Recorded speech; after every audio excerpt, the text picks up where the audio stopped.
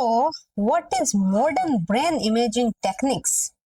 वो टेक्निक्स या टूल जिसकी हेल्प से हम ब्रेन की इमेज फॉर्म कर सके, ब्रेन के अंदर जो एक्टिविटी होती है उनकी। पॉजिट्रॉन इमिशन टोमोग्राफी, जिसको पेट बोलते हैं शॉर्ट फॉर्म में, ये यूज करते हैं रेडियो एक्टिव शुगर को। इसको यूज करके ये activity of brain area use more sugar, जो ब्रेन एक्टिव होगा या एरिया जो एक्टिव होगा ब्रेन के अंदर वो ज्यादा शुगर को कंज्यूम करेगा। तो ये रेडियो लेबल्ड है, जहां ज्यादा कंज्यूम हो रहा है वो ज्यादा एक्टिव है, तो उसकी इमेजिंग फॉर्म होगी। Can be detected and show in different colour on the screen. फिर उसको अलग अलग कलर में किसने ज्यादा शुगर कंज्यूम करी, किसने कम करी, उसके बेसिस पे अलग अलग स्ट्रक्चर फॉर्म हो जाते हैं, उसको हम स्क्रीन पे देख सकते हैं।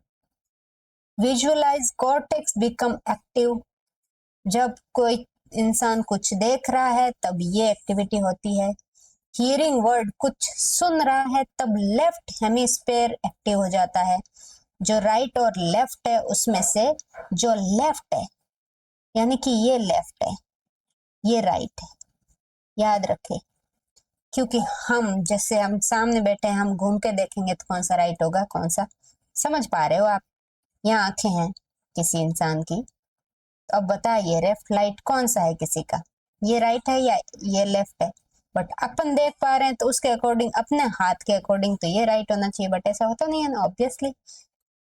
तो ये हियरिंग का। Listening of music, hearing words के लिए अलग है, हियरिंग म्यूजिक के लिए अलग है, राइट हेमिस्फेयर होता है यहाँ पे। ओके, मल्टीटास्किंग के लिए मल्टीपल ब्रेन एरिया एक्टिव हो जाते हैं। यदि एक टाइम पे मल्टीपल काम कर रहा है कोई इंसान, किसी को सुन भी रहा है, बोल भी रहा है, साथ में बर्तन भी धो रहा है, तो ऐसे इसके टाइम में ये मल्टीटास्किंग वाला एरिया है जो है हर मतलब ब्रेन के बहुत सारे पार्ट एक्टिव हो जाते हैं। तो देखते टाइम कौन सा होगा? Visual cortex. हियरिंग के टाइम लेफ्ट, लिसनिंग के टाइम, लिसनिंग ऑफ म्यूजिक, ये right, music is right. Temporal lobe है, ये भी हेमिस्फेयर नहीं है, हाँ याद रखे ये टेम्पोरल लोब है। Okay okay okay, listen here carefully. This is the left hemisphere for hearing. Listening of music for temporal, temporal for music, ये याद रखने की कोशिश की जाए।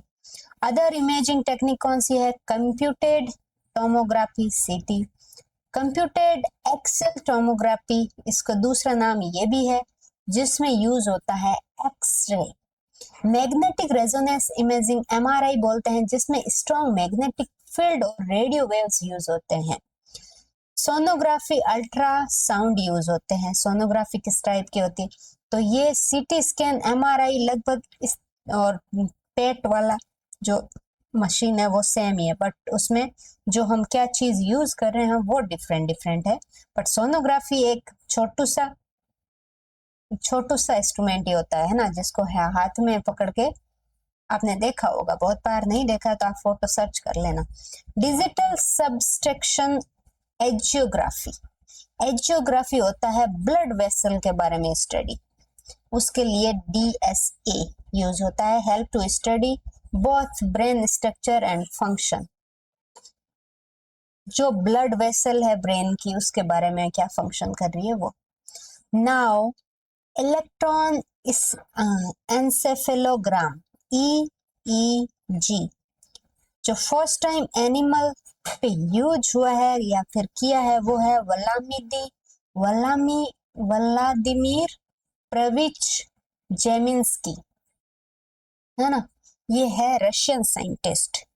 First human and electron encephalogram, human पे पहली बार, एनिमल पे करने वाले ये व्लादिमीर थे, और ह्यूमन पे करने वाले हैंस बर्गर।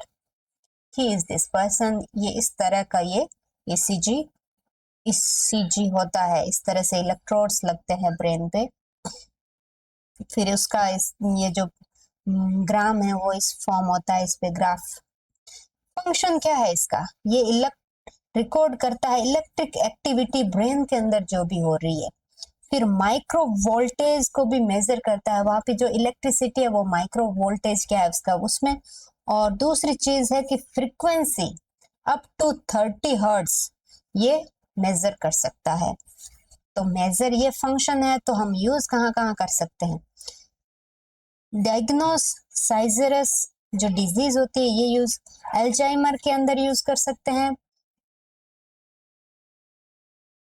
और पार्किंसन सोनियमन स्लीपिंग डिसऑर्डर के अंदर, अटेंशन प्रॉब्लम के अंदर, अनकॉन्शियसनेस के अंदर, ड्रग एंड अल्कोहल अब्यूज के अंदर, and also useful man in brain surgery के अंदर भी यूज किया जाता है। इंपॉर्टेंस क्या है, it can not measure intelligent, ये याद रखें। ऐसे नहीं कि कौन कितना इंटेलिजेंट है ये चीज मेजर नहीं करता है, ये सिर्फ ये मेजर करता है कि कौन सा पार्ट एक्टिव है किस टाइम पे, बस इतना याद रखिए आप।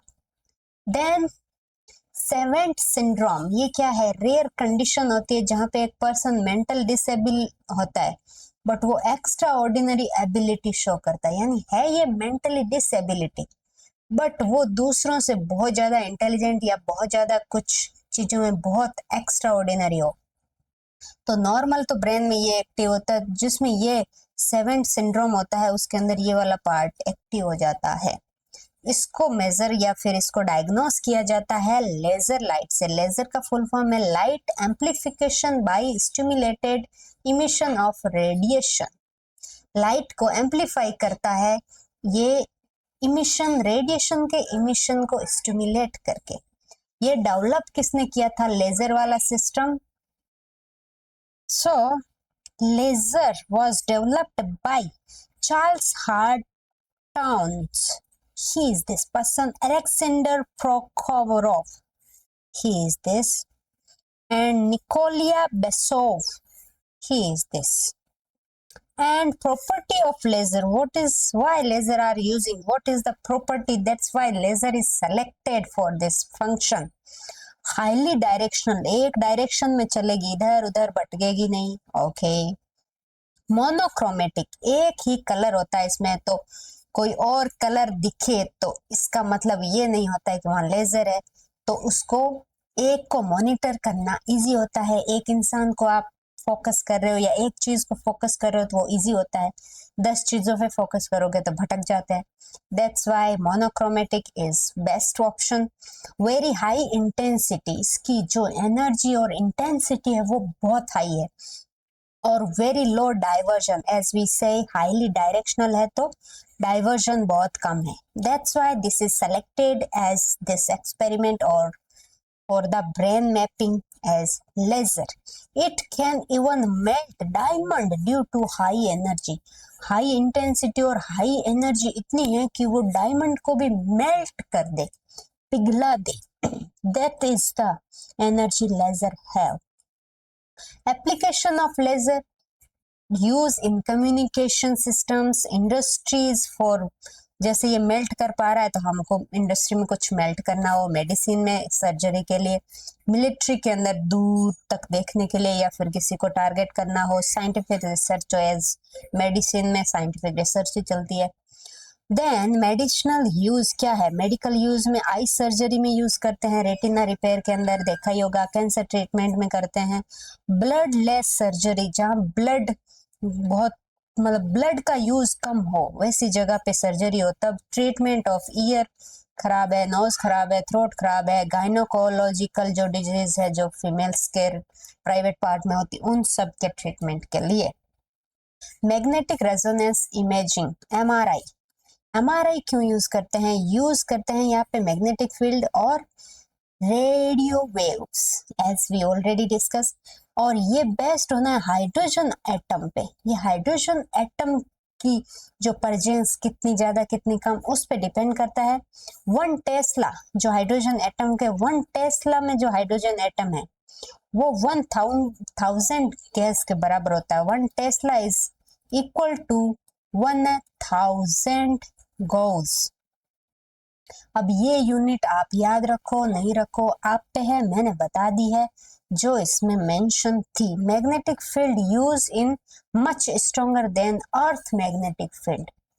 यानी कि अर्थ का जो मैग्नेटिक फील्ड है उससे भी स्ट्रॉन्ग मैग्नेटिक फील्ड या एमआरआई में यूज होता है। ये कितना यूनिक चीज है। और ये याद रखने की जरूरत है, टेस्ला यूनिट किसकी होती है? मैग्नेटिक फील्ड की, या गोज भी मैग्नेटिक फील्ड की। बस ये चीज याद रखे, बाकी जिसको डिटेल जानना है वो फिजिक्स के अंदर पढ़े या कहीं और से भी पढ़ सकते हैं। Use of positron emission tomography, PET का यूज क्या है? डिटेक्ट ट्यूमर को डिटेक्शन के लिए, और मेमोरी से जो रिलेटेड डिजीजेस है उनकी डायग्नोस, ये आपने ऑलरेडी देखा है। और ब्लड फ्लो के, एंजियोलॉजी वो है, ब्लड फ्लो कैसे हो रहा है, कहाँ हो रहा है, कौन सी वेन के अंदर होता है, वो सब। और analyse effect of heart attack का इफेक्ट, कितना कोई हार्ट अटैक आएगा कि माइनर है मेजर है, वो कैसे डिटेक्ट करते हैं, वो इससे करते हैं।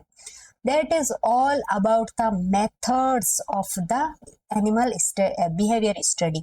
So this is all about, and next is will be next chapter of the animal behavior. Okay, bye bye, take care.